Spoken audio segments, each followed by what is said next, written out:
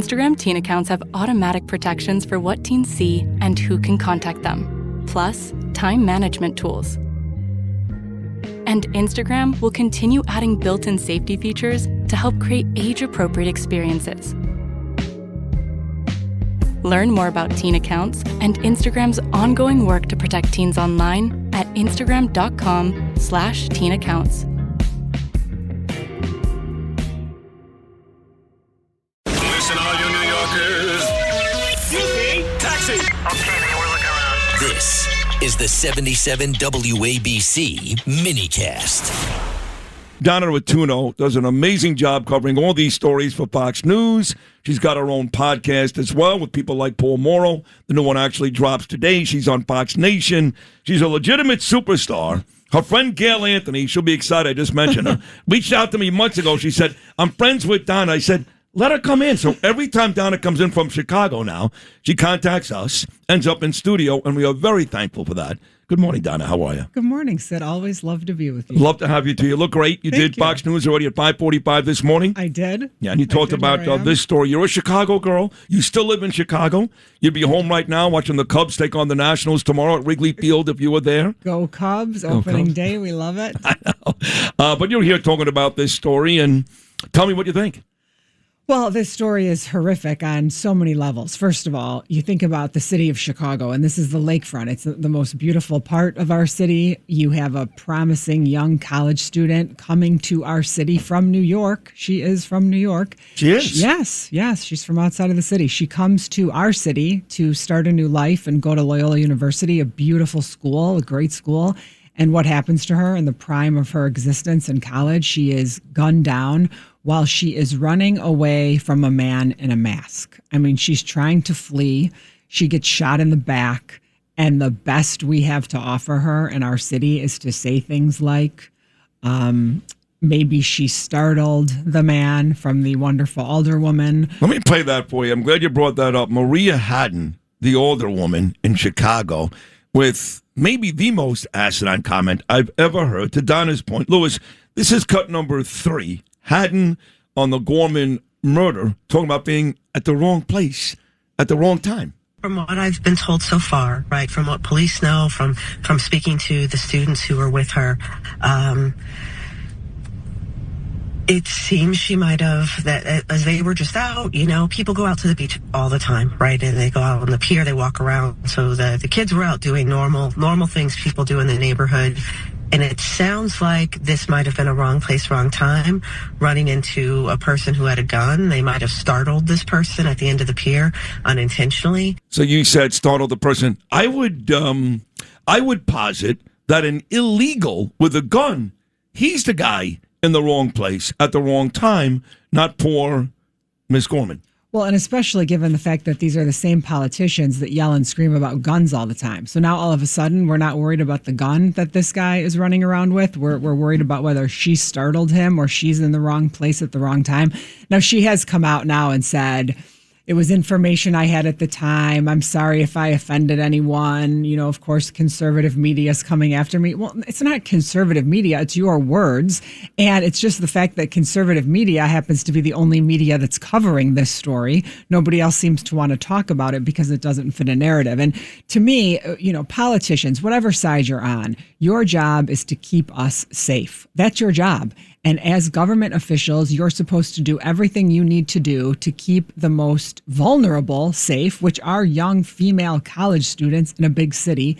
And what are you doing? Instead of saying, this is what we're going to do to make it safe, we're going to let ICE go into the jails and take people out. We're going to honor detainers. We're going to let ICE come in and remove people who've been arrested before. But no, what do they say? We're not allowing ICE agents in. We're going to fight ICE agents at every term. Well, that's the mayor, Brandon Johnson.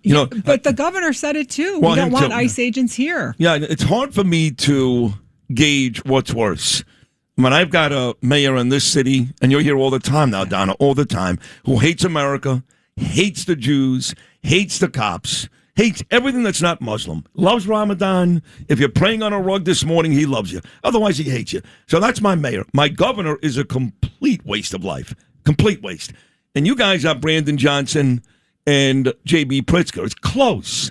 Which one do you think is worse, New York or Illinois? Well, I mean, right now, these big cities are just suffering because of poor leadership. So, in terms of worse, I mean, I don't know. I guess for New York, this is a real experiment here for New Yorkers to see if socialism and communism is going to work. And my guess is it's probably not, given the first, 80 some days that he's had. And we're seeing all the failures already. I mean, I just don't know how people are going to continue. And he talks about affordability. And then the first people he wants to raise taxes on are the people who have the least amount of money.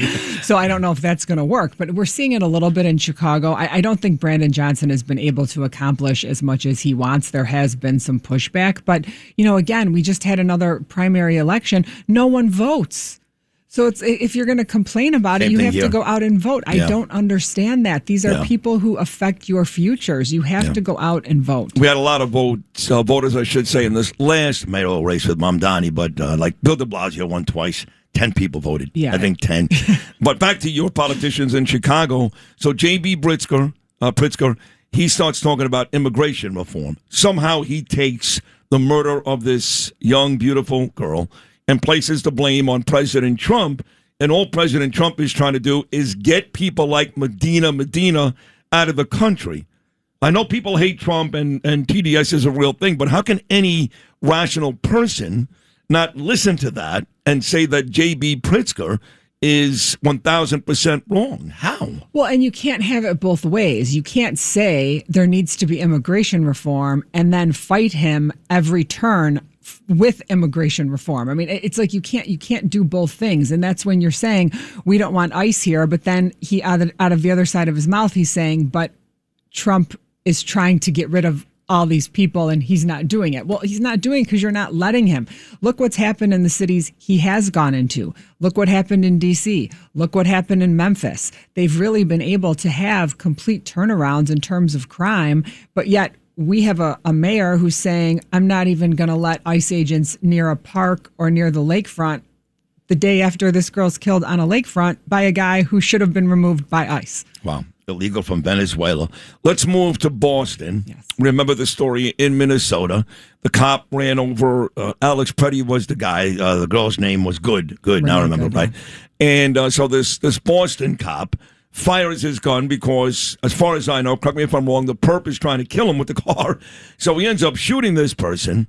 And, of course, again, same thing like New York, same thing like Chicago. You've got Wu there, the mayor. She's awful. Also a Democrat-run city. They bring the cop up on charges. I know you talked about that this morning. That surprised you, even in Boston? It really surprised me. And the reason it surprised me is what happened was this person that was fleeing from the police committed a carjacking, and a woman slid over in her car. She was picking up her daughter from work. Her daughter was going to get in the driver's seat. This guy jumps in the driver's seat, punches the woman in the face, has her get out of her vehicle. She flees her vehicle. He now is fleeing from police after he committed this carjacking. As he flees from the police, they kind of get him boxed in, and now he is ramming his car into the police cruiser. Well, that's important. So he didn't just pull over. No. He is the aggressor. He's ramming his car into the police. Correct. Okay. And he gets shot. He gets shot while he's seated in his vehicle. Good. I don't disagree. And he gets killed. And the issue now is that they charge this police officer with voluntary manslaughter. Ridiculous. And not only is it ridiculous, but they charged him so quickly. There was not even a period of time in which they really investigated this. And my question is, why aren't they putting out the police body cameras? If they're saying that this was so apparent and so obvious, then put it out for everybody to see. But instead, you have this police officer, and now they're making it a racial thing. Police officer's white. Guy in the car was black. Oh, boy. But yesterday, he went to court, and they had police galore there to support him, all different races, all different ethnicities, coming to court to support the police officer. He's, I think, a 33-year-old officer. I mean, this is his whole life. And we wonder why people don't want to become police. Exactly. Well, and if the cities aren't going to back them up, if the people in charge and the politicians aren't going to back up the police officers, why would you want the job? And then it makes the rest of us unsafe. They don't want the job.